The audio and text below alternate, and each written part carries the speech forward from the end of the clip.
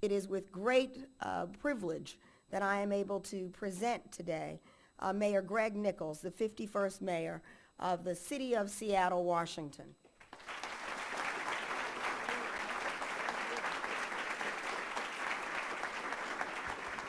Thank you, Mayor. Thank you for that very kind introduction. I feel like saying thank you, and it's time for questions. I am really pleased to be here today and really honored to have been asked.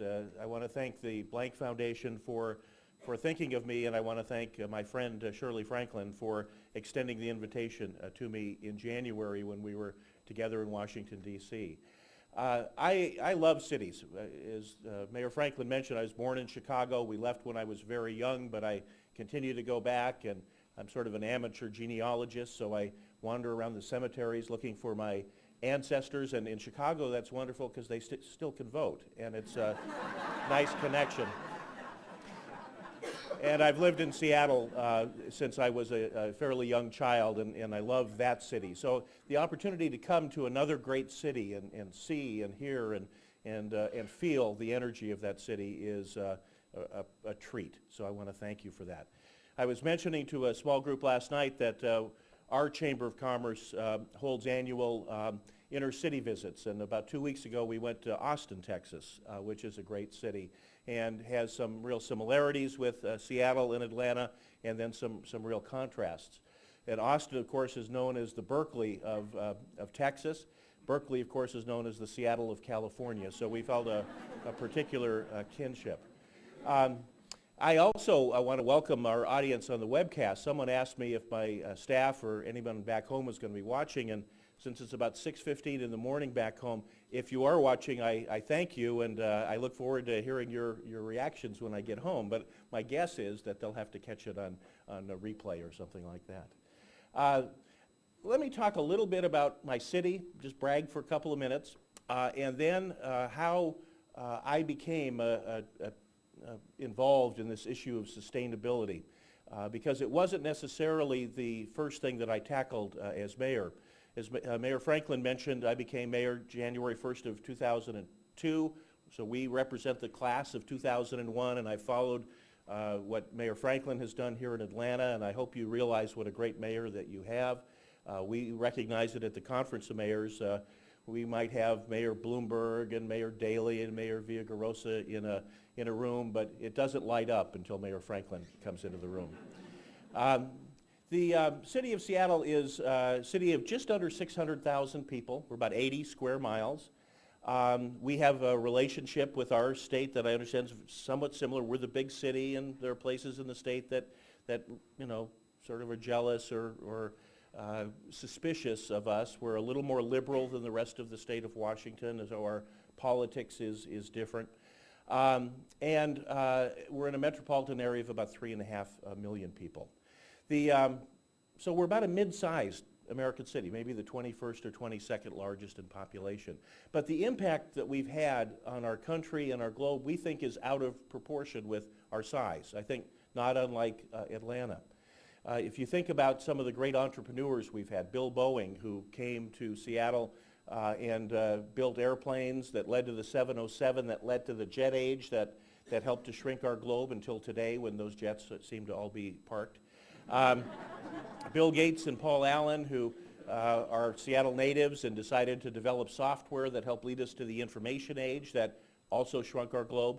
And maybe most remarkable of all, the good folks at Starbucks who figured out how to charge $3 for a 50-cent cup of coffee. And I can tell you in Atlanta, people are waiting in line to do that, and they open up about 5 stores a day somewhere on the planet. So we've had an impact. We're a creative city, an innovative city. And that's going to be very important in the 21st century. We are going to need all the creativity and all the innovation that we can muster. And I would suggest that the reason for that is the challenge that we face as a result of global warming, of climate change. Again, when I became mayor, the issues were jobs. Boeing was laying off 30,000 people in commercial airplane manufacturing because of what happened on 9/11. Our tourism industry was basically stopped, and we were already experiencing the dot-com bust, which hit Seattle very hard. So we had roughly 100,000 people in our region out of work. And so jobs was really the front of the burner. Secondly, keeping our city safe. We were very concerned. What did this attack on New York and Washington mean? How do we make sure that if something happens in our city, we're prepared for that? So we were spending a lot of time on that. But that changed for me in the winter of 2004 and 2005. For us in the Northwest, that was a very warm, dry winter. And that sounds good, not a horrible thing, but we rely on 100-year-old systems for water and for power that rely on snow falling in the Cascade Mountains. And that snowpack, we own a 100,000-acre reservoir. We capture every bit of that snow melt and we use that for our water supply. And we have dams on rivers in the Cascade Mountains. And those provide us with much of our electrical power. And those were investments that were made in the late 1800s and early 1900s by some very visionary people. They are supposed to be sustainable systems. Every year you get the snow, every year it melts, and you've got a very nice green, kind of the ultimate solar power system. But the trend since World War II ended has been a decrease in that snowpack. And the projections are it will continue to decrease. So we discovered that we were at risk because of climate change, because of global warming. It had previously been something we thought of as far away, maybe a place like Phoenix, long in the future. So it wasn't something we had to deal with today, but that experience told us that it is something that is here and now. And as the Kyoto Protocol became law in 141 countries around the globe, but not the United States of America, I decided that as mayor of Seattle, I needed to stand up and say that Seattle would reduce our emissions by the amount that the Kyoto Protocol called for, and we would find a way. But I also knew that if it was just Seattle, we're a pretty small sliver of global greenhouse gas pollution, and it would be purely symbolic. And it's very difficult to ask people to take strong measures for a purely symbolic reason. So that is why I challenged mayors across the country to join with me.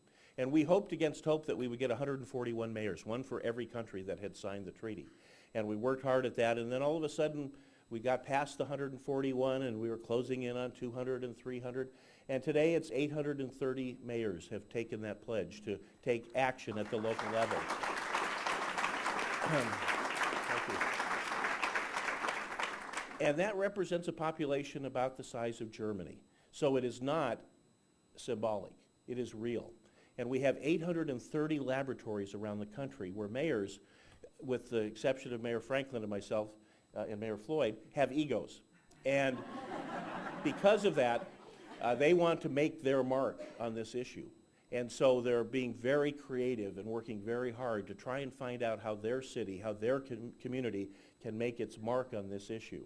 In Austin, we talked with Mayor Will Wynn, who's a great leader on energy issues, and has been in the forefront of creating plug-in hybrid technology for cars and other vehicles in our country.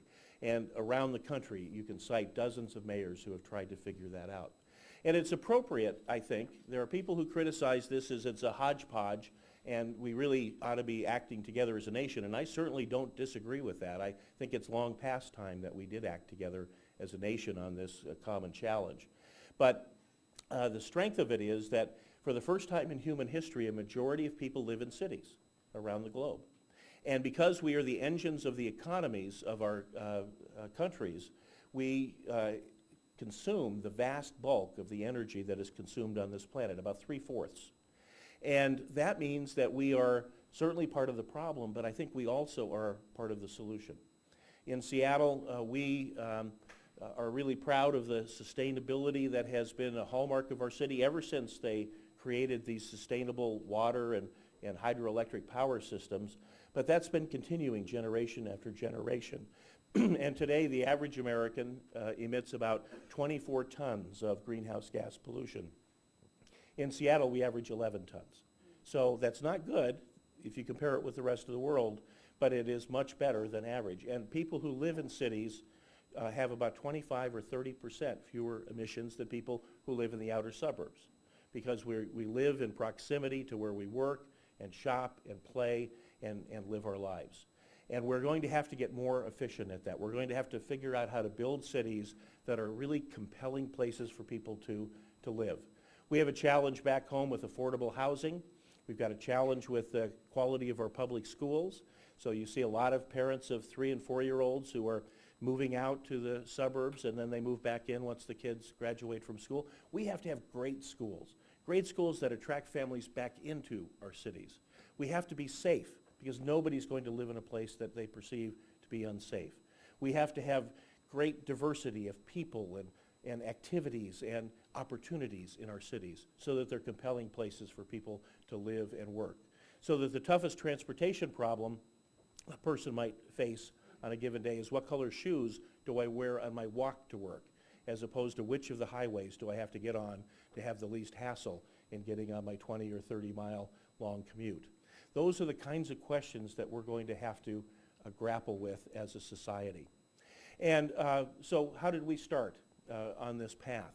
Well, first of all, the City of Seattle as an organization, we decided we would lead by example. We would figure out how we would cut our own emissions as an organization. And we've been able to cut those by 60% from 1990 levels. Kyoto calls for a 7% reduction from 1990 levels. We did that in a lot of different ways. Green fleets. We have a program called Paper Cuts where we've reduced the amount of paper that we use by 30%. We recycle. We invest in technology to make our buildings more efficient. Our city hall, like this building, is a LEED Gold building, which was a little disturbing because we were aiming for silver. And I don't know exactly how we overshot that. But we figured out a way. So we could then go to the larger community and say, we've shown how you can do this without destroying your ability to fulfill your mission. So let's see if we can't do it together. And I called together a group of civic leaders and business leaders and environmental leaders. I called them the Green Ribbon Task Force, and I asked them to put a plan together for me for reducing our emissions by 680,000 metric tons. That's 7% from 1990 levels for us. And they spent a good long time looking at the issues and figuring out how we did that. In western cities like Seattle, transportation is a huge part of our emissions, and so we particularly looked at how we might reduce those. And that plan was rolled out, and we are now implementing that plan. It was kind of fun. One of the first items that they recommended was a 10% commercial parking tax, because the way that people make decisions about transportation is the cost of fuel and the cost of parking. And so that would give them a signal, along with I can't take credit for $4 a gallon gasoline, but that certainly has helped, and we now have record transit ridership in our region. So we have that plan, and we're putting it into place. As I said, one of the first was the commercial parking tax, and I ran into one of the first hurdles, which was one of our local newspapers saying, Mayor Nichols, we're really proud of you talking about sustainability and talking about climate change. It's an important issue to talk about. We didn't actually think you were going to take any action, though. And so you have to move people from the idea that this is a global problem and someone else's problem to it's our problem, that there is a way for each of us to make a difference on this issue. We created a partnership with the large employers in our region, the Seattle Climate Action Partnership, and we're working together to figure out what we can do as individual organizations and collectively to reduce our carbon footprint. And most recently, we have rolled out a community campaign so that every individual in Seattle feels like they have some tools to be able to tackle this issue, and that what they do in their own homes will make a difference, that it will be replicated by their neighbors and friends and family, and that in turn will be replicated by people elsewhere. So at the end of the day, you need to have a feeling that this global problem is something that we could change person by person, city by city, across this country and across the globe. And I think we've been able to make some good progress in that. So what are some of the specifics of what we have done? This building was mentioned as a LEED Gold building, and that's very impressive. Seattle and Portland have sort of jockeyed for who has the most LEED buildings in America. I think this week we're ahead, but maybe not, I'm not sure. But we have some 135 LEED buildings in the pipeline in Seattle. And that started again with the city. We invested in our city hall, our library, and about a dozen other facilities that we consciously sought to have as LEED Silver buildings in particular. And that then told the private sector that this can be done, and they could see what worked and what didn't work, and then apply it within their own building practices. So now the market in Seattle demands green building. And so we don't really have to regulate that, although we do anyway. One of the things that I've been at the forefront of in Seattle is something called smart growth. Western cities have a real dichotomy. We hate sprawl and we despise density. And you really can't have both. So you've got to figure out what it is you're trying to create in your community. And you don't lead by saying we're going to have more density and cram people together. You lead by asking the question, what kind of a city do you want to be? And we asked that question. We spent about 2 years asking it, not unlike 50 Forward, the question that you're asking of your community. And it was pretty clear that people wanted a city that was a 24-hour-a-day, 7-day-a-week city. They wanted it to be a vibrant and dynamic place. They wanted a real diversity of people and opportunities available to them to be able to enjoy. And at the end of the day, we then talked about what tools we had to be able to achieve that. And density is one of those tools. So we undid 50 years of politics, of gridlock politics around that issue. And now we are seeing a great deal of new growth in our center city, which is the downtown and about 10 neighborhoods immediately adjacent to downtown. We have dozens of construction cranes on the skyline. And then other in-city neighborhoods. My own neighborhood of West Seattle has now 2 construction cranes. Those are the first ever in our community. And they went up within about 3 weeks of one another. And there's a good debate over, how is this changing our neighborhood and what does it mean? But by and large, people are asking the question, how could we make growth work for our community as opposed to how do we stop growth from happening? And so we're achieving that kind of smart growth. People living more on the inside rather than the outside, having shorter commutes, shorter and less impact on the environment. The challenge that Atlanta faces, the challenge that Seattle faces, of course, is how do we change behavior? Because at the end of the day, we are going to have to move from a carbon-based economy, burning coal and natural gas and oil, to something else, and we're not really sure what that is, and it's kind of scary. And how do we do that without destroying our economy, which has been one of the main arguments used against the idea of signing on to the Kyoto Protocol or taking any action. To me, you got to turn that around. There is going to be a new economy. What we have been doing as a nation and as a world is just not sustainable. It can't last. It's destroying our planet. And so those who are smart about this will figure out what that new economy looks like. They will take actions to make sure that they benefit from that new economy. So what are those green jobs going to be? How do you create those industries? How do you attract the people who are going to be able to move you in that direction?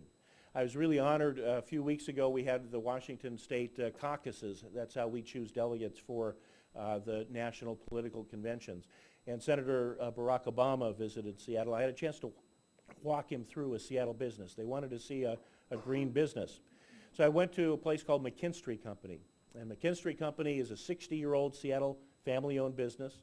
They started life as a plumbing and heating contractor, pretty basic service. Of course, in the 70s and 80s, they became an HVAC contractor, a mechanical contractor, different names like that. Today, they are an environmental engineering firm. The average wage and benefit package at McKinstry is $100,000 a year. When we were there, they were monitoring on the wall a school in Pasco, Washington, and a factory in El Paso, Texas. They were monitoring the energy use of those facilities, and they were adjusting the energy use to be most efficient. They are in the business of saving people money by reducing their energy impact. They're creating hundreds of new jobs, well-paying jobs, 21st century jobs. That's the path that we're going to have to try and figure out city by city. Now just to let you know, visiting Austin, the live music capital of America, that's taken. And lots of cities have made their marks. We have very consciously decided that we're going to be the green building capital of America. We're building our own green buildings as a city to show the private sector how that can be done. We're encouraging the private sector to emulate that. The market is now demanding that, and we plan on exporting those architectural and engineering services and the manufacturing of the technologies that will allow that to happen. So we intend to have a lot of people working on that, and those are jobs that in most cases can't be outsourced. They're physical jobs that have to be done by human beings on site. So we think that that's a good strategy for us, and I suspect one of the results of your conversation here is going to be what we do in Atlanta to make that niche for ourselves, to have areas of expertise and excellence. So let me just wrap up by saying to you that one of the sayings that has stuck with me on this issue is an old saying. I think it's a Finnish novelist who said this, and that is that because we don't think about them, future generations will never forget us. I think that's a horrible legacy to leave.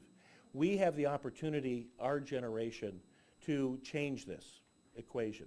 We aren't going to get to the end of the trail. Reducing the emissions by 80%, which is what the scientists tell us we need to do by the middle of this century, is not something that I'm going to be able to accomplish, or Mayor Franklin, or the great businesses that are represented in Atlanta or Seattle. But we can start. We can change the trend. We can show step by step how we can change the way we behave, change the way we heat our homes and power our businesses and transport people and goods and services, and give hope to that next generation and give them a chance to succeed. With that, I want to thank you very much for having me here today. I'm looking forward very, very much to your questions and to our conversation. It's a real honor to join with you today.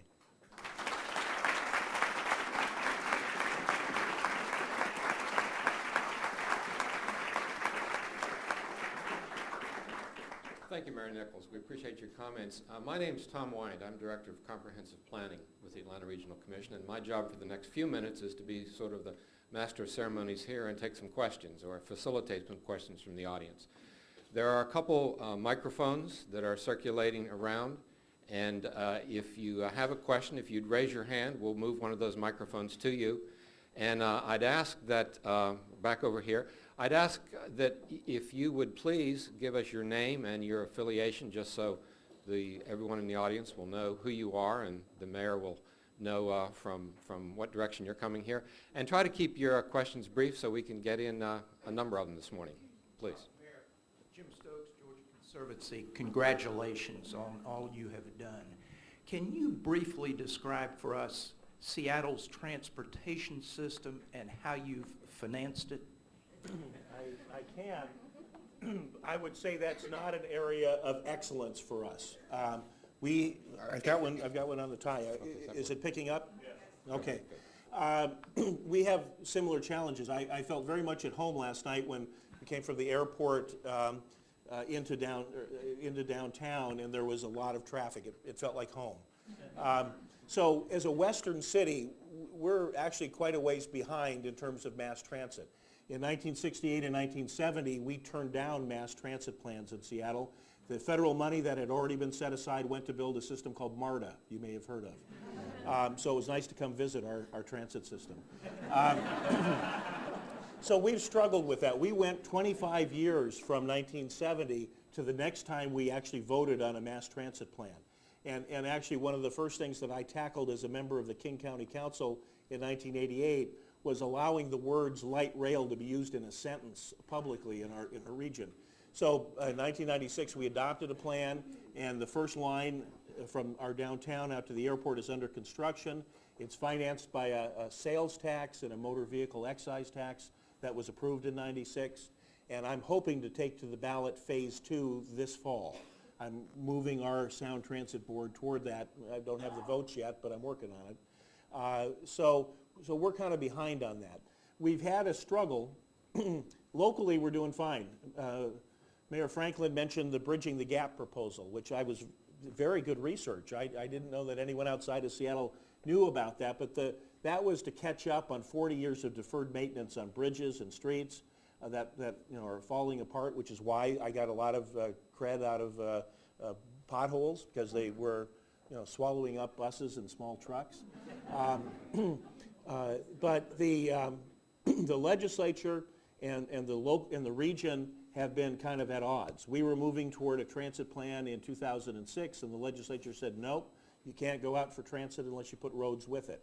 We did that in 2008, and it went down with a thud. So we're struggling with that. We primarily use gas tax for roads, and our Constitution doesn't allow that to be used for transit. Our state doesn't invest anything in transit, so it's all local or regional. And we're just now having a conversation about tolls and congestion pricing as a way to finance probably roads, and we hope transit as well in the future. Sounds like a lot of familiar issues there. Can we move right over here, please? Thank you. I'm Mayor Nichols, Diane Hurnell-Cohn. I'm Commissioner of Parks, Recreation, and Cultural Affairs in the city. First of all, can I congratulate you not only on your presentation today, but on your Parks and Recreation Department. Well, thank you. We were fortunate enough when Mayor Franklin came into office, and we took on the initiative of how do we recreate our Parks and Recreation Department. Our thanks to the Blank Foundation, because they sent us out to Seattle. And we were overwhelmingly impressed with your department, and your city is a feast for the eyes. Oh, well, thank you. My question to you is this. You talked about creating density, but in areas that already have a great deal of density and where there is not room for expansion of green space, how is Seattle dealing with that? Well, that's a good question, because we are a western city, and we aren't planned. We're not a planned city. We weren't laid out in any kind of logical fashion. So it really is, in many ways, kind of a hodgepodge of things. Now, we started with a good base. The Olmsted Brothers landscaping firm came to Seattle in 1903, laid out a plan, and the city leaders of the time implemented most of that plan. So we're lucky that we have a great base, and that's probably a lot of what you saw. We're now investing in sort of renewing that infrastructure and trying to figure out for the 21st century how we build upon it. So the most popular park in Seattle is a place called Green Lake. It's actually the most well-used park in the state of Washington. And it's a small in-city lake with a path around it that is used by bikers and joggers and skateboarders, and it's about a 2.1 mile loop. So we have another lake in town called Lake Union, and we're creating a trail around that. That'll be a 7 or 8 mile trail. So that will be a linear park that will have both a lot of history, that's an area that the city grew up around, and a lot of scenic beauty, great views of the downtown skyline as well as the mountains and the water. So we're trying to figure out how we take that and things like a linear park system, trails that help people be active and enjoy views and social activities. We also are looking at reclaiming open space. So we've got a great waterfront. And Elliott Bay is a great place to watch ships and ferries and people. But right alongside of it is a 1950s era highway, double-deck highway called the Alaskan Way Viaduct. It looks a lot like the Embarcadero in San Francisco. The Embarcadero was damaged in 1989 by an earthquake.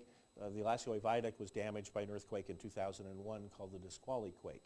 Unfortunately, their quake was bad enough they had no choice. Ours was not quite bad enough.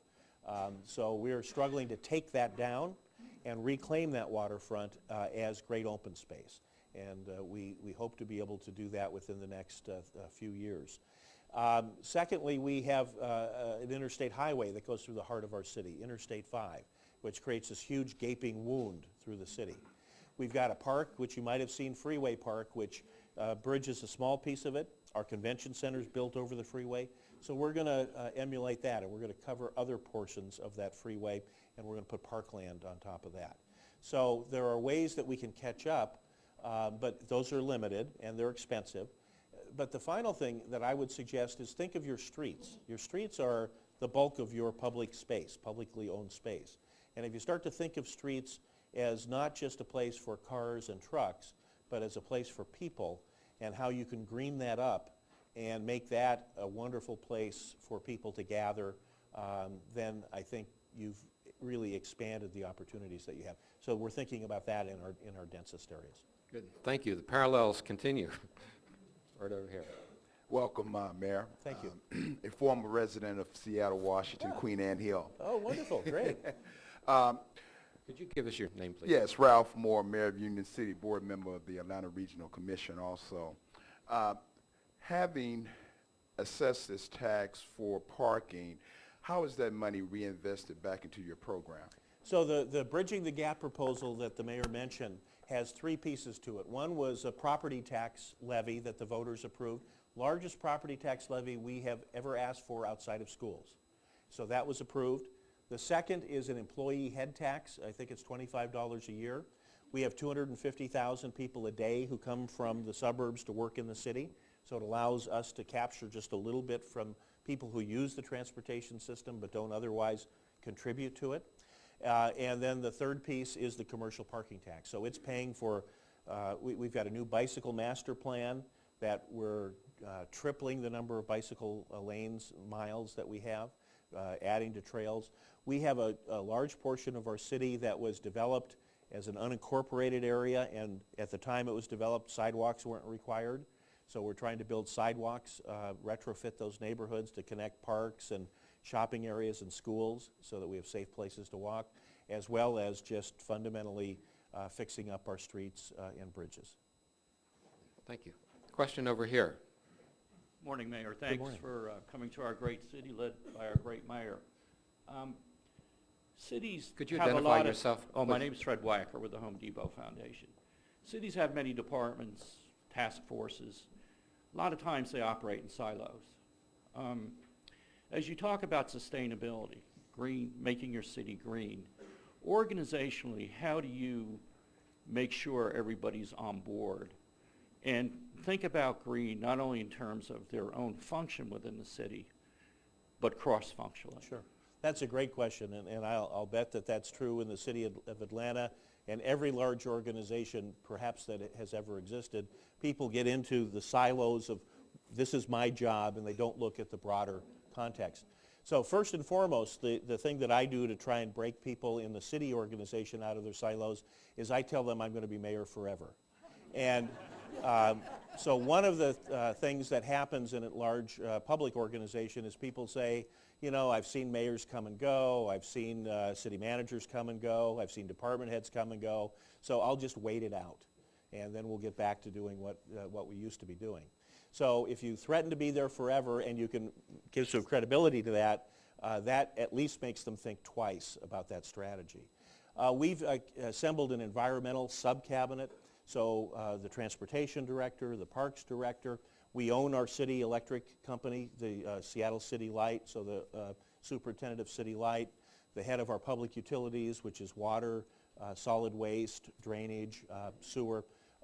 They all and then my development director, building department as well.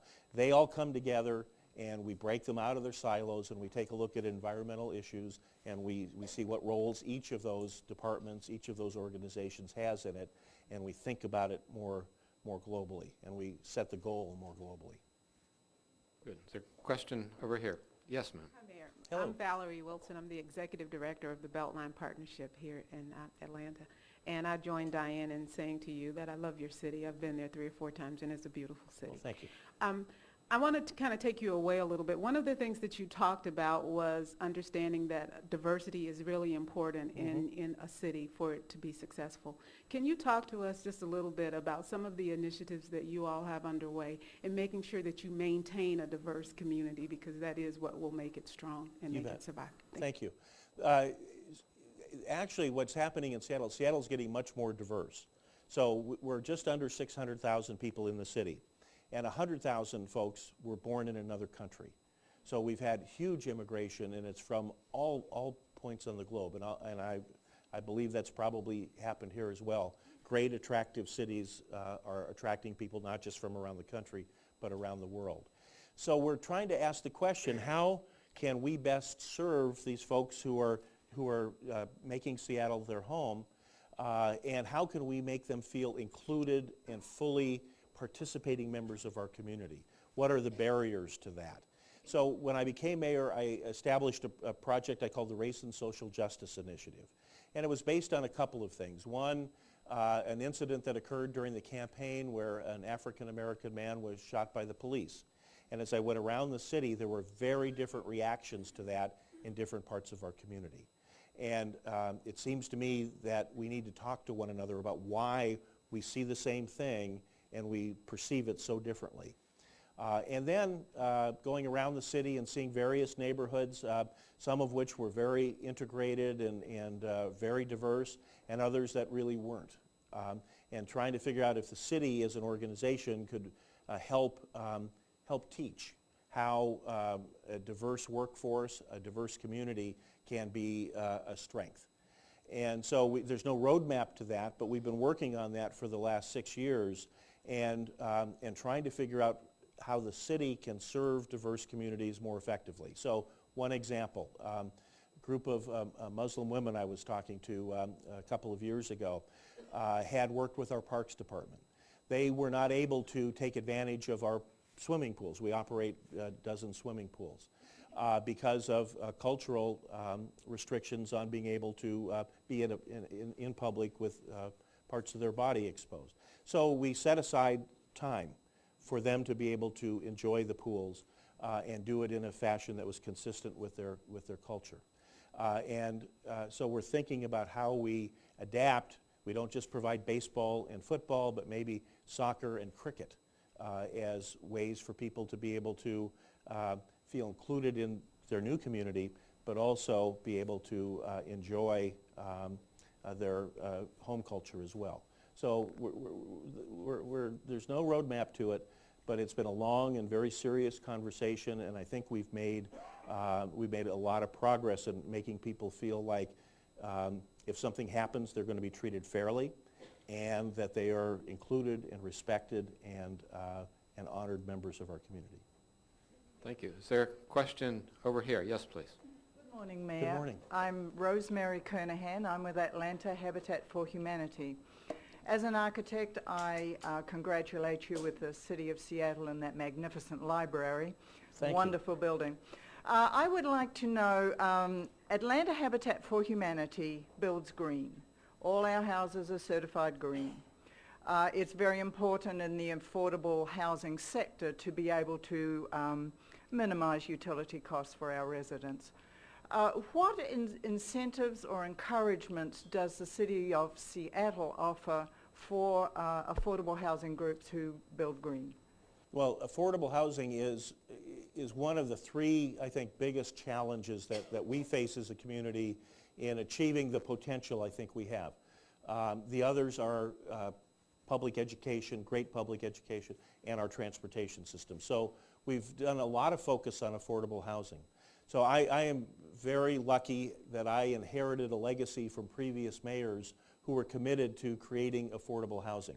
So we have gone to the ballot 4 times, including my first year as mayor, to do 1 bond issue and 3 levies, property tax levies, to create affordable housing. And as a result of that, we now have this capacity that's been built in our community of dozens of nonprofit housing developers. And they figure out how to take the city levy and the state housing development corporations' money, private equity, and create these great projects aimed at different sectors of our community, but all in need of affordable housing. And we have really emphasized green housing as part of that, not only because it's much less expensive in the long term to operate, but also it provides an example for-profit developers to be able to build off of. So we've created through those levies and that bond issue about 10,000 units of affordable housing that we own as a community. And that's in addition to the Seattle Housing Authority, which operates another 15,000 very low-income units. So that's one place that we do it. The market creates most of the housing in our community, as it does in any community. And so we have published a book called Sea Green, which gives housing builders lots of information about how to build green. And that's been very popular. And our local master builders, Home Builders Association, has kind of adopted that as one of their goals and sort of their core values as well. So, we've made a lot of progress on that. We also, because we have both the water utility and the electric utility, really emphasize conservation. We made a decision as a community 30 years ago not to invest in a nuclear plant that was to be built, but rather to invest in conservation. So we can show people how much, and the builders, how much they can save, and because builders are selling to someone else, they may not have a great incentive for that, but we can give them rebates and other financial incentives that make it real for them as well. So that's been an area that we've worked very hard on. We now, of course, most of our homes are already built, and so we are going to go back and we're going to spend a lot of effort in a goal to reduce our energy use in both the residential and commercial sector by 20% over the next few years. So we'll be going in, we'll be looking at things like point of sale, requiring point of sale energy audits and energy investments so that we're able to capture that conservation as well. Thank you. I think we have a question back over here on the other side of the room. Chet? Chet Tisdale, I'm an environmental lawyer. How do you get businesses that are currently successful and profitable motivated and interested in changing their practices and looking at sustainability? That's a great question, and a very important one, because that's where most of the economic activity is, and if we don't capture that, and it's just government or just nonprofit, we're not going to be able to be successful. So one of the things nationally that's been encouraging has been that the corporate sector has, well, they've been certainly ahead of the federal government, if not the state and local governments, but they're understanding that things are changing and that their business practices are going to have to change. In our area, we engage Starbucks. Starbucks today, has 16,000 stores, half of them in Seattle and half of them elsewhere. And so they feel like, we wake the world up today with our coffee. We'd like to do that 50 years from now. But if we don't know where that coffee can be grown, we're not going to be able to sustain our business model. So they're very interested in sustainability and in reducing climate disruption. We have another company that was very engaged called REI, Recreational Equipment. And they make the equipment for people to backpack and ski and mountain climb. And the natural environment being attractive and having actual glaciers for people to be able to climb on is important to them. So they have that ethic already. The Boeing company builds great airplanes, and one day that 787 is going to roll out and take flight. And their business model says that they believe they can compete with Airbus by being more efficient, by using less energy. And they are experimenting with biofuels, for instance. So I think the business community is getting it in a surprisingly adroit manner. And we're encouraging that. Obviously, our development sector is very important if we want to be the green building capital. So we have leading architectural and engineering firms that are embracing this and trying to lead the way. I mentioned McKinstry as an example of that. So I think the business community is very sharp. If they see that there's something that's going to happen, they want to get in front of it so they can predict how it's going to affect their business practice and adapt to it. Good. Thank you. Is there a question over on this side? Mayor Franklin. That side is exhausted. I can. No. Thank you. Thank you for joining us. And last night you spoke about this, and I wondered if you would share some ideas. How do you think the coalition of mayors might influence national policy on the issue of climate, especially given the presidential elections? Well, I've always had a theory that, and you see it expressed much more eloquently on bumper stickers of thinking globally and acting locally. But I've always believed that if you can accomplish something at the local level and you can show your state leaders and ultimately your federal leaders that it's politically safe to tackle that issue, you have a good chance of being successful. And we experimented with that with tobacco in the early 90s. We banned what the Marlboro Man from our sports stadium, which was at that point called the Kingdome. It's since gone away.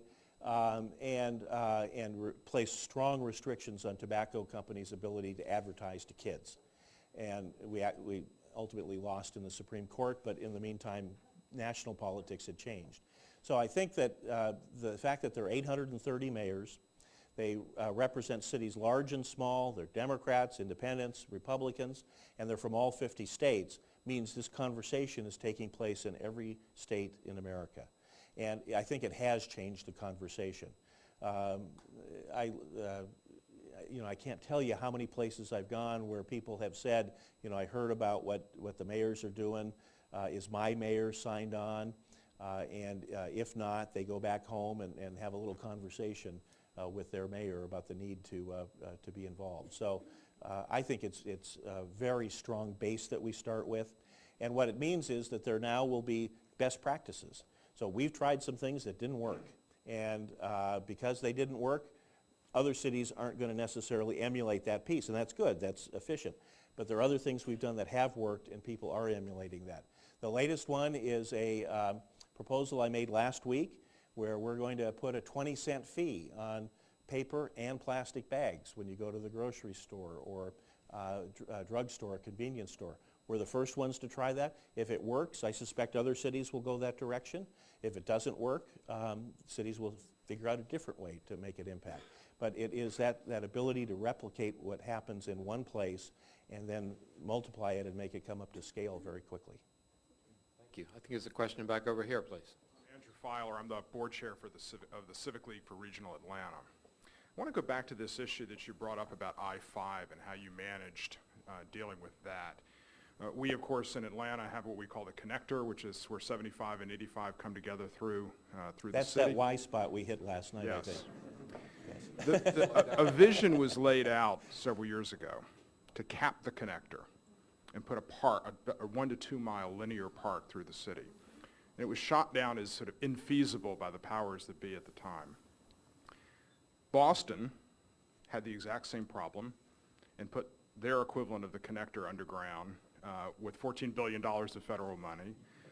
Philadelphia has started that process by depressing Vine Street that connects the Schuylkill Expressway on one side of the city and I-95 on the other. Washington has done it by putting highways underneath the mall.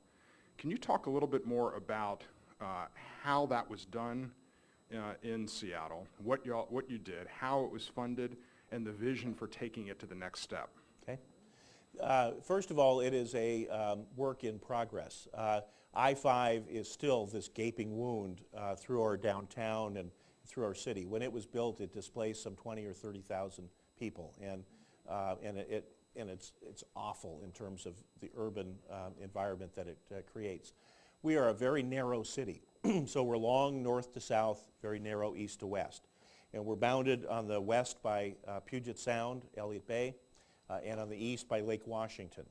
So our big challenge is these north-south corridors. I-5 is one of them, and the other one is this north-south highway I described that's on the waterfront. It was the old U.S. Highway 99, now State Route 99, that we intend to take away.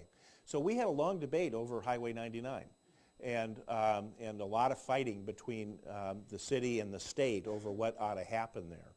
And so it's not completely resolved yet, but the state ultimately kind of forced me to go to the ballot with an advisory question on that highway, how to replace it.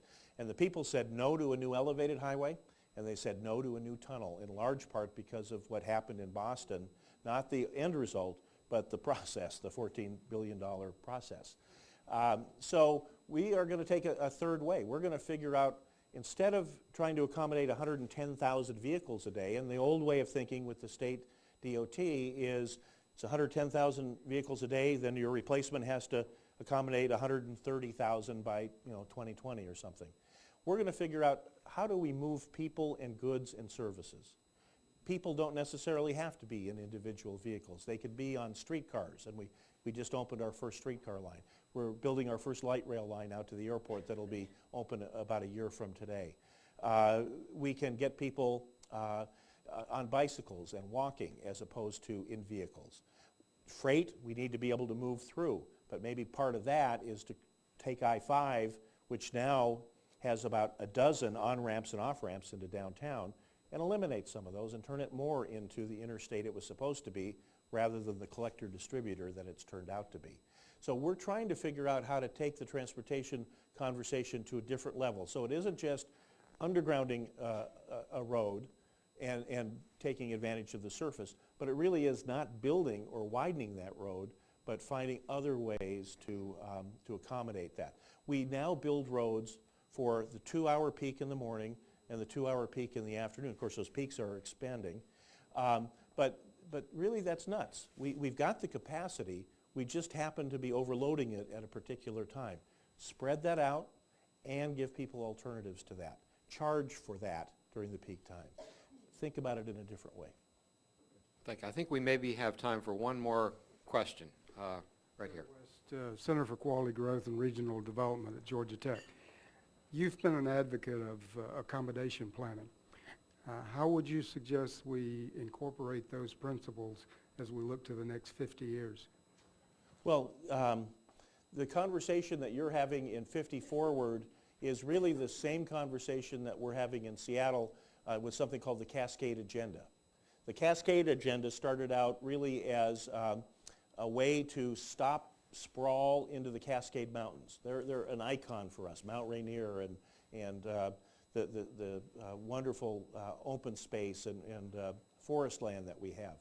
And so we started at it from that perspective, and what we discovered was that in order to preserve that great wilderness, you need to have cities where you can accommodate growth. And you can't force people to live in cities, so you have to attract them. And that led this wilderness movement to focus on livable cities and how those work together. So I would suggest to figure out, bottom line, what are the things that you value in your region that you want the people 50 years from now to be able to enjoy and love as you do today, and then what are the steps you need to take in land use or transportation or schools or whatever aspect of your civic life. What are the investments and steps you need to take today to make sure that that future is achievable? I think maybe we'll do one more and then we'll move on, please. Thank you. Kay Pippin with the Henry County Chamber of Commerce. What, if anything, are you, your city council, and the business community of Seattle doing to make significant systemic changes in your public school system to make it a strong part of your infrastructure?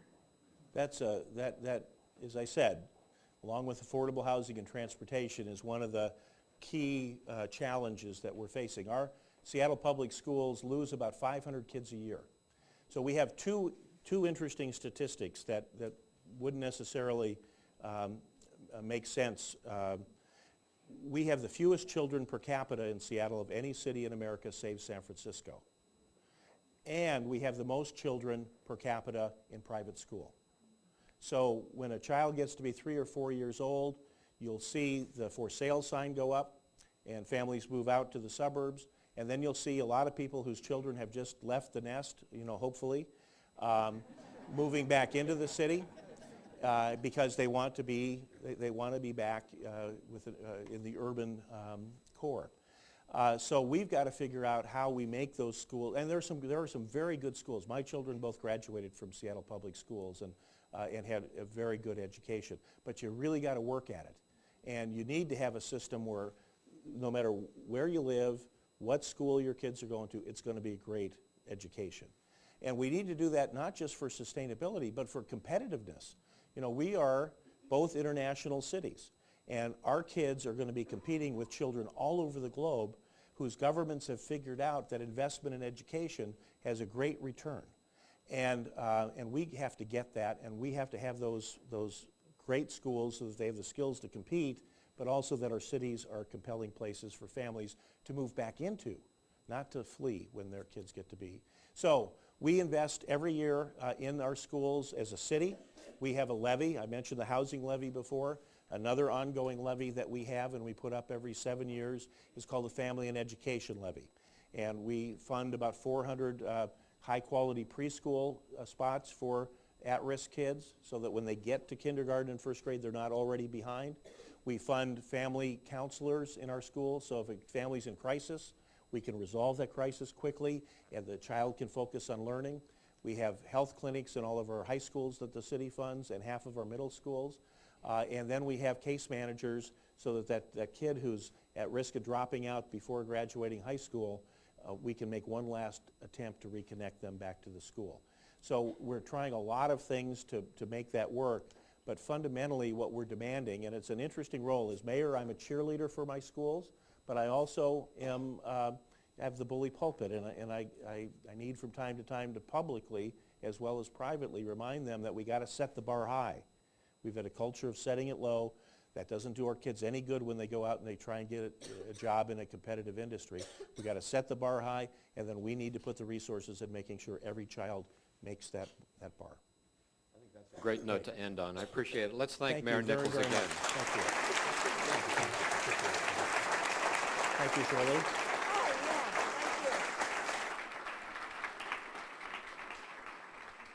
And I think there's no question that what we've heard this morning has been inspirational, not the least of which because there's so many parallels between the kinds of issues you faced, what we face here, but also the opportunities. And I think I actually heard a challenge in there as well. You've determined to have the most LEED buildings in the United States, and maybe we should have some friendly competition on that. But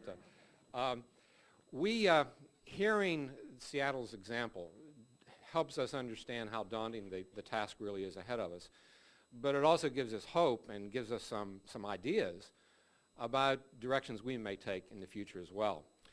And I think the sharing of ideas is going to be fundamentally important to us achieving any of these goals, and we appreciate very much you being here. We are also going to hear from some local leaders who are involved in the sustainability movement, and we have a special message here for you this morning from someone who has become a Georgian and has traveled the world with some of the most famous musicians in the world and has lived to tell about it. They've returned to Georgia and have devoted themselves both in their personal life as well as in the messages that they want to provide to preaching the ideas of sustainability and showing examples of sustainability. And I think we're going to roll that clip right now.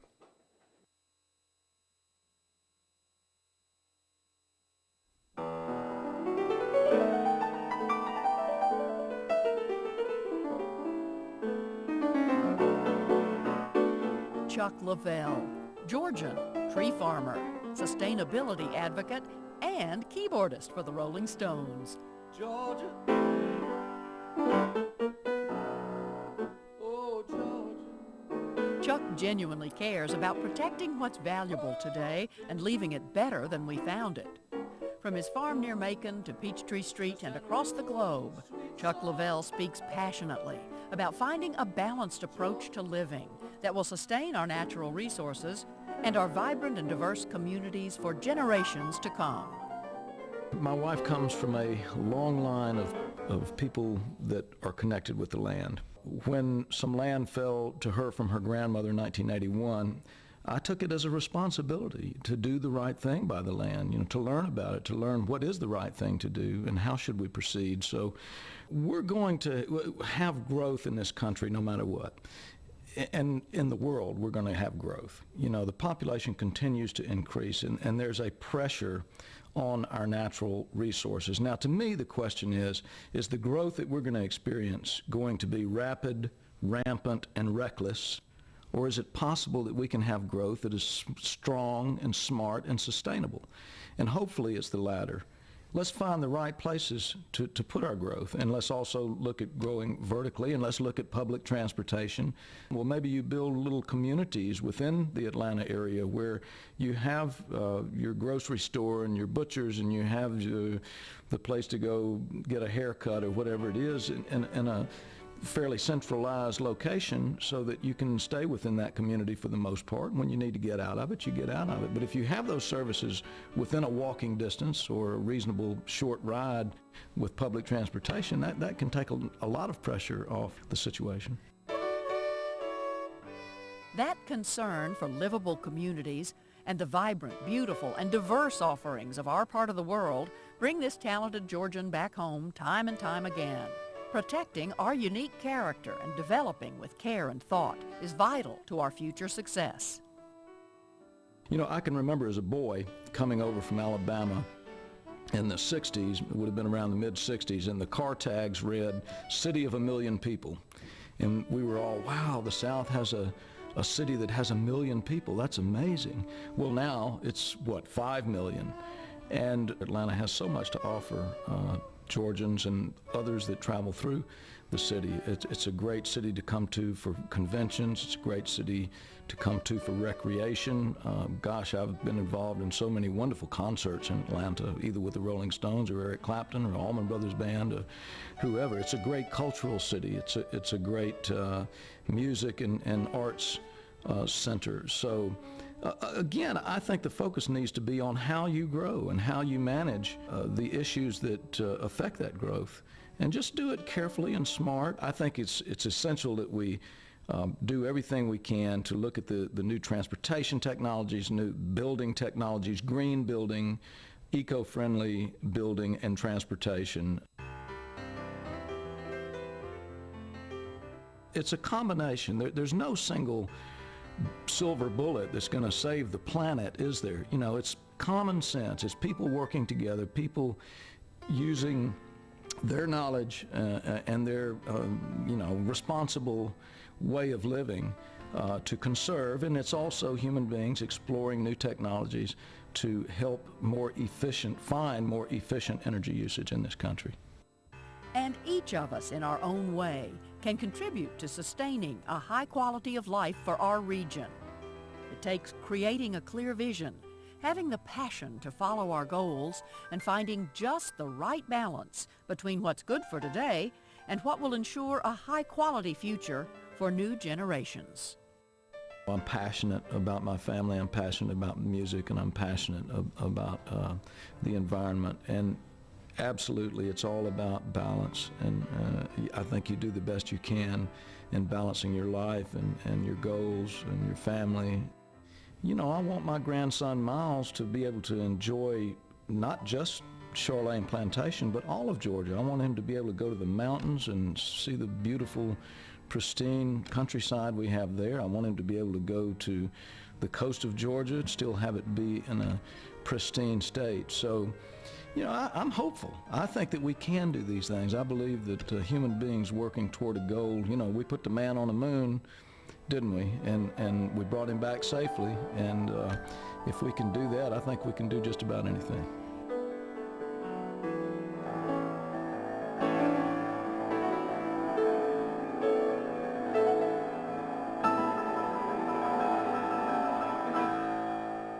Why are you?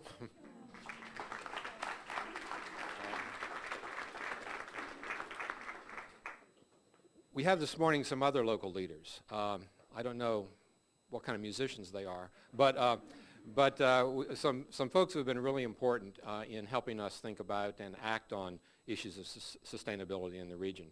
And part of what we're trying to do in 50 Forward is take the information and inspiration that we can get from folks from outside our community and link it to activity and people who are really working here in Atlanta to improve our not only life for ourselves, but for Atlanta 50 years from now.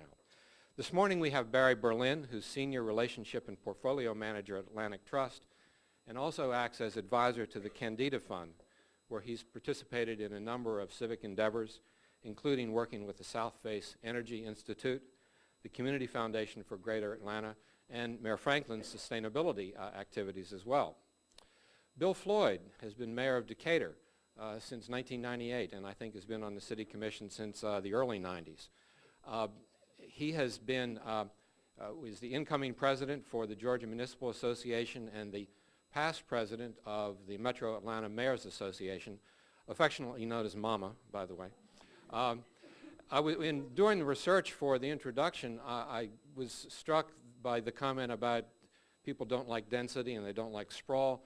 I think everyone would know that Decatur is certainly one of the most livable communities in this region, and it is the densest population center in the state of Georgia. So it shows you what can happen if you have density in a livable way.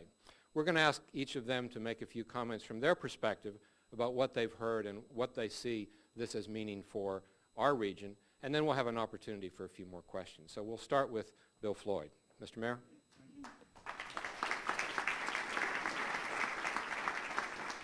Very much. It is an honor and a privilege to be here this morning. First of all, be asked to participate in this event, but also to listen to you, Mayor Nichols, and what you all are attempting to do and doing in Seattle. And then it's always a pleasure to be in the presence of Mayor Franklin, who is, she not only can light up a room, she can light up a city too. So we are delighted that you're here with us and I get an opportunity to participate. I think it's very appropriate that we begin to talk about sustainability. My great-grandmother was a Cherokee Indian, and I'm sure the Indians had a word for sustainability. I don't know what it was, but I'm sure they had a word for it, and I'm reminded that it's probably a good thing that they're thinking it's about time we got around to talking about this and doing it. And I'm reminded of Winston Churchill's comment that Americans can always be counted on to do the right thing after they have exhausted every other opportunity. So we are fast approaching that point. So, but Decatur is, and I have to be a little careful about what I say this morning. My school board chair, Valerie Wilson's here this morning. She works for the Greenbelt, but she's here, and my city manager's here somewhere, so I can't mislead you too much without getting in trouble about it. But Decatur really became known for smart growth, and we started this back in the early 80s with our town center plan. And smart growth then was called anti-development. And so we kind of built on that, and that 25-year commitment today, I think we have a vibrant and alive town. It's a small town, and I think one of the points that you've made this morning that we need to be conscious of is that even in a small town, and even we can all do our part. And I think one of the things that Decatur does well is it shows this region that it can work. It is important, and I think we need to never forget that what we do does make a difference, even if it's on a small scale and even if it's just in our community and as an individual. So we are delighted to be thought of as kind of the poster child for smart growth, and we look forward to pursuing the next step in this. Sustainability for us kind of encompasses 3 or 4 areas, and I think sustainability is one of those things that we really didn't realize we were doing when we first started doing it, kind of like smart growth. Our sustainability first started in the early 90s when we put together a recycling task force. And out of that came probably the first organized effort to recycle and to do that. And we created a waste management board out of that recycling task force, and it was in response to the state's request that we lower what we were taking to the landfill by 25%. And this, in our community, led to a 40% reduction in what we took to the landfill, which worked out pretty good for us. Today we do electronics recycling. We put in the last couple of years over 300 tons of batteries and computers and that kind of stuff kept them out of the landfill and that kind of thing. So we're very pleased with that. We've surveyed our businesses and began an opportunity that they want to participate in recycling, and 75% of them expressed a desire to do that. We have completed we have some residential in-town units, and we are starting a program this year which we should have in place by the end of the year, which will allow the condominium units and apartment units in downtown to participate in recycling. So that's a big step for us. So we currently have in place a Waste Management Advisory Board and a Green Space Commission in Decatur, which they deal with things that you would think they deal with. But we also have been studying the issue of a stormwater board. And I think now, this year, we've begun to think about maybe combining those 3 boards, the Waste Management Board, the Green Space Board, and the, what would be a stormwater management board into an environmental sustainability advisory board. Its purpose would certainly participate in all the stuff that we've talked about, the 4 areas that probably we deal with, which are our institutional part, our capital improvements, the LEED certified buildings and those kind of things, the environmental part of it, the recycling part, the economic part of it, which you can never forget when you're spending taxpayers' dollars, and then also the social aspect of it is that you don't do something for one group that harms another. And I think those 4 parts of sustainability for us are kind of the key to keeping our community focused on that. And one of the things that our community, and it's interesting that you consider Berkeley, Roy Blunt Jr. once called Decatur a cross between Berkeley and Mayberry. So, and he did that on national TV, I might add. So I believe it was the Johnny Carson show or somewhere like that. So when we've never been able to forget it, but it probably is appropriate. But our more current events involve a transportation and active living. We did this community transportation plan, which is very unique. It has, I mean, we've all studied transportation. This one has some unique aspects to it that most people are not into it.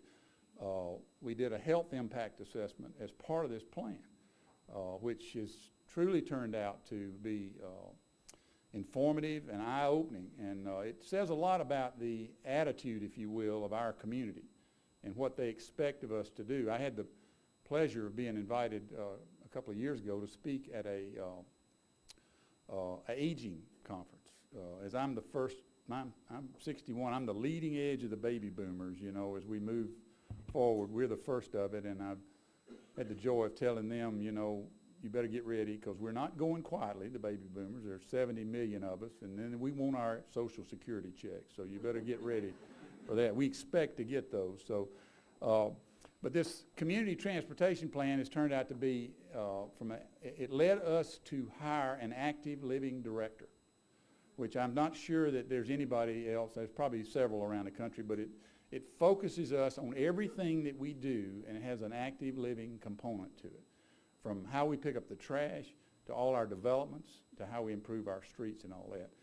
So, and that has been one of the things that our community has kind of stepped us forward to look at, and we're kind of the leading edge on that. Sometimes you have to be careful about how you're the leading edge. If you'll get out here too far and the world will go off this way and you'll be out here somewhere. So you have to pay a little bit of attention about what you're doing when you do that. But it's turned out to be a great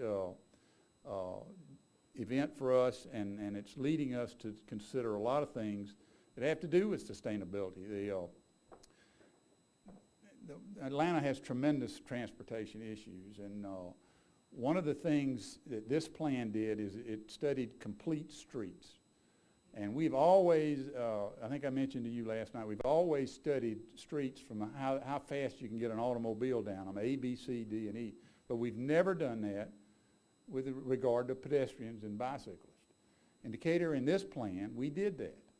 We looked at it, the idea being if you can rate streets from A, B, C to F, you can rate intersections and how these things are convenient to pedestrians from A, B, C, D, and the idea being if you've got an A street for cars and an F street for pedestrians, that you make some changes that bring them a little more in line with what you're trying to do. It's a complete streets program, and we're committed to do it, and I'm committed to ask for the money from ARC, quite honestly, to help us do that. Because I think if we can get some help in how to fund these things and how to put them out there, we can be a demonstrative community for the area that shows that there are things that you can do that help us.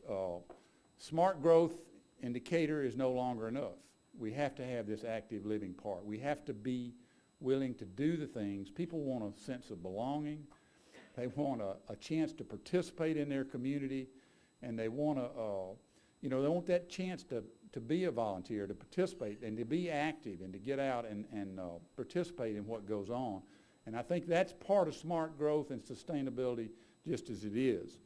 So in focusing on this transportation plan and this complete streets, we're beginning to see that'll lead us to giving our community a chance to to be a part of what we are in the future. And it's walking and biking. Our school board chairs here this morning, one of the things that Decatur did in the forefront was this smart or Safe Routes to School program, which we were the kind of the pilot study for it in Georgia, to make ways that you could get, these kids could walk and ride their bikes to school as being attractive. And I will congratulate Valerie. I saw in the paper this morning where out of the 5 school systems in the state that applied for charter as a system, charter school as a system, Decatur was the only one that got accepted this morning. The others have more work to do. Our school system, Mayor Nichols, quite honestly, is one of the few public school systems that has, I'm not sure this is still true, but has more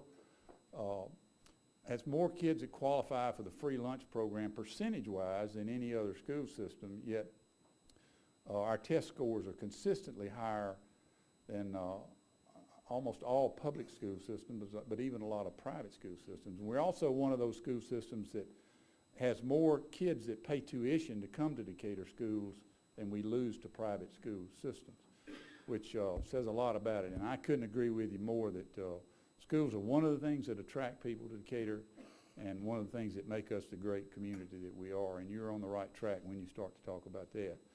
I will close because I'm probably way over what the 5 minutes I said I was going to talk, but I do want to, and I will tell you, one of the things that I remember my grandmother, not my great-grandmother, my grandmother telling me about was one of the sayings that her mother used to repeat that was an Indian saying, and that is, when you walk across this earth, and you related to this a little bit early, you should walk extremely softly, because the past generations are in the heavens looking down at you, and the future generations are in the earth looking up at you. So I commend you for what you've done.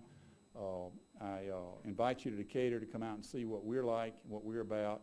Decatur is one of those communities that I think can and will be a showcase for the city. We're a clean, green, attractive, and active community. So anyway, thank you very much.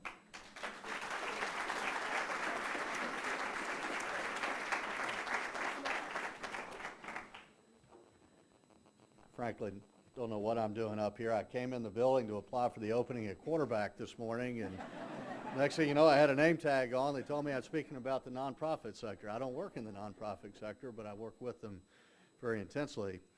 And most recently, in the last few years, dealing with environmental issues. And it's really been an eye-opening experience for me. I want to share some of the successes and some of the ongoing projects that we see, and maybe some thoughts for the future. Atlanta, I'm not too sure how it compares to Seattle in this regard, but Atlanta really is not an epicenter of environmental organizations. The national organizations that we're all aware of tend to congregate in D.C. or in the West Coast. We do have South Face here. We have some other successes. But the celebrities, if you will, in the environmental movement tend to be elsewhere.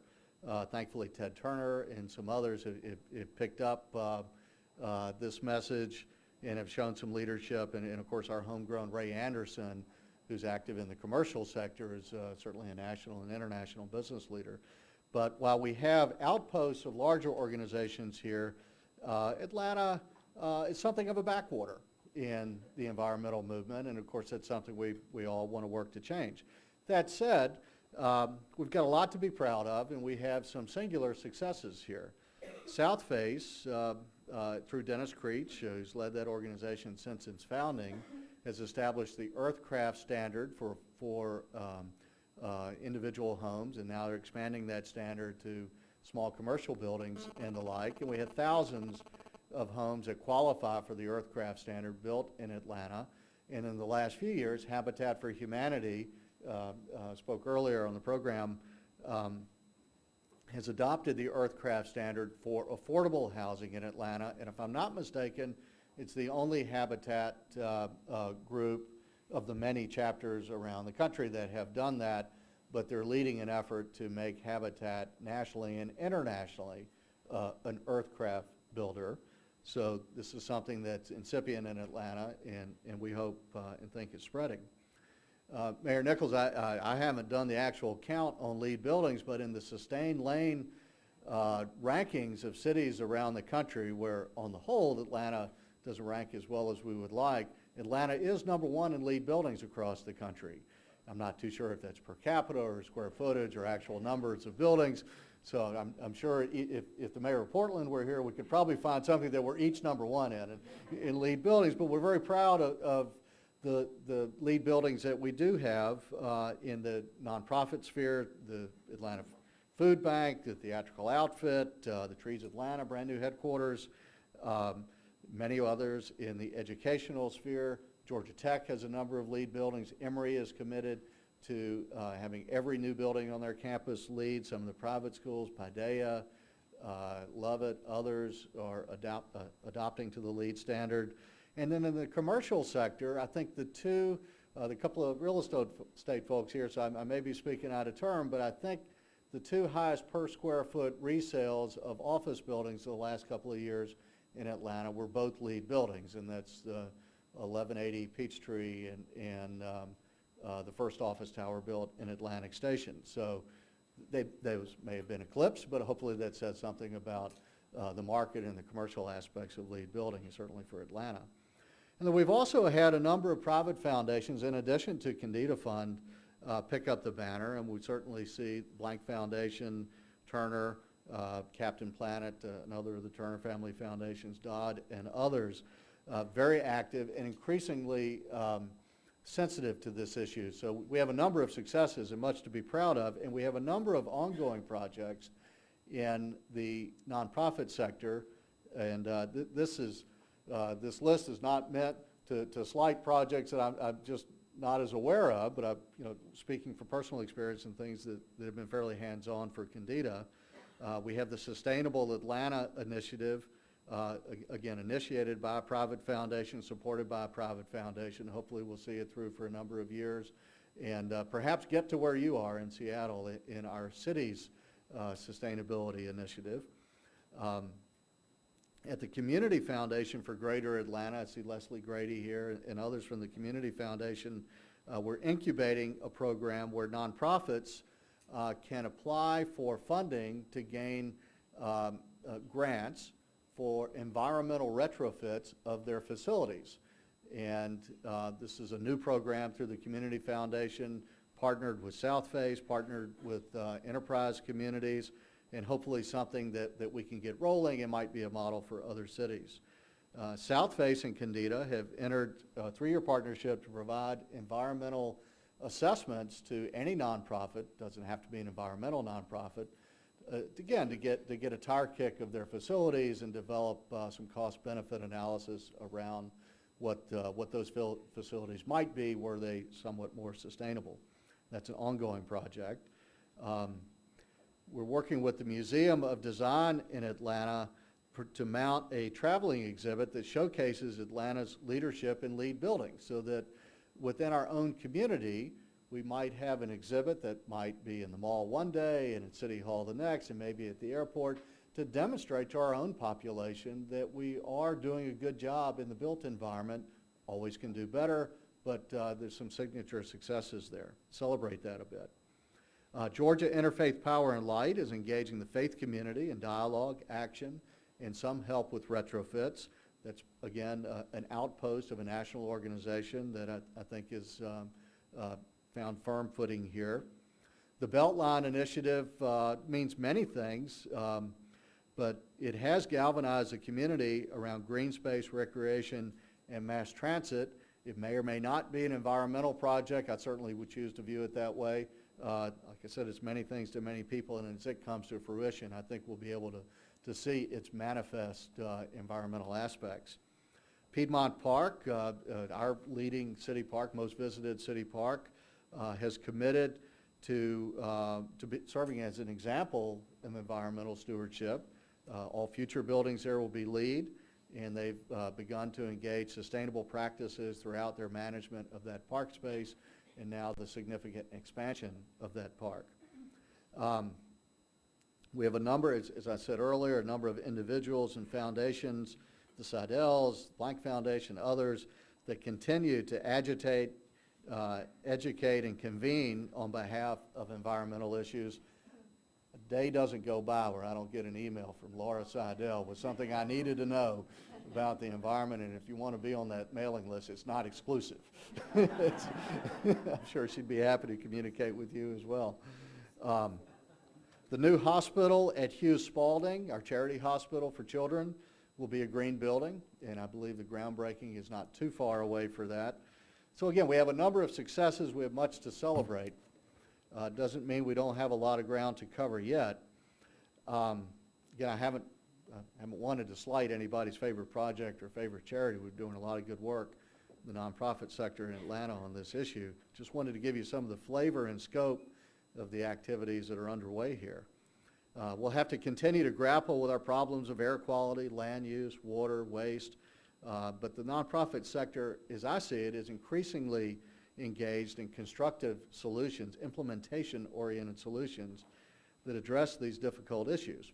And to provide some sense of hope on this, let me provide a parallel. A few years ago, when the donor behind the Candida Fund wanted to really put passion and energy and ideas around environmental issues, the first area of emphasis was how do we use all the tools at our disposal, largely money, but other tools as well, to move this issue from the back page to the front page of the paper. How do we make this less a fringe issue and more of a mainstream issue? This was only a few years ago we had that conversation. There are a number of strategies employed along these last few years. I don't want to take any credit for success. I think much of the success of moving it from the back page to the front page belongs to folks like Mayor Nichols and folks like Al Gore and in melting ice caps. And listen, there's lots of evidence now that continues to mount that this is an issue we're going to have to deal with. So from a variety of avenues and from a variety of media and for a variety of reasons, the environment is as mainstream an issue as exists.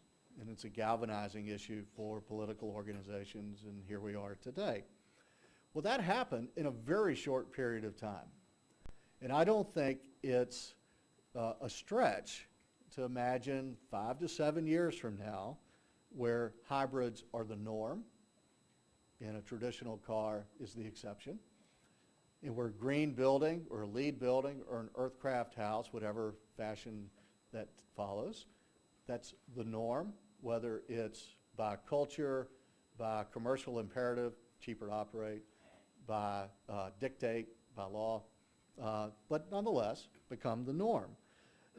Where transportation alternatives, other than individual cars, become the norm as opposed to the exception, as I think they tend to be in our community. I don't think that we can appreciate how quickly these kinds of changes can occur in our modern society. Because again, who would have thought that we'd be standing here today in this forum, in this LEED Gold building, with this audience, talking about this issue as a mainstream issue that we could all rally around and feel like we have some stake in the solution. So it can happen fast, and that's my message, that in the nonprofit sector we want to keep a positive, constructive, upbeat approach to this because it can happen and it can happen quickly. Thank you.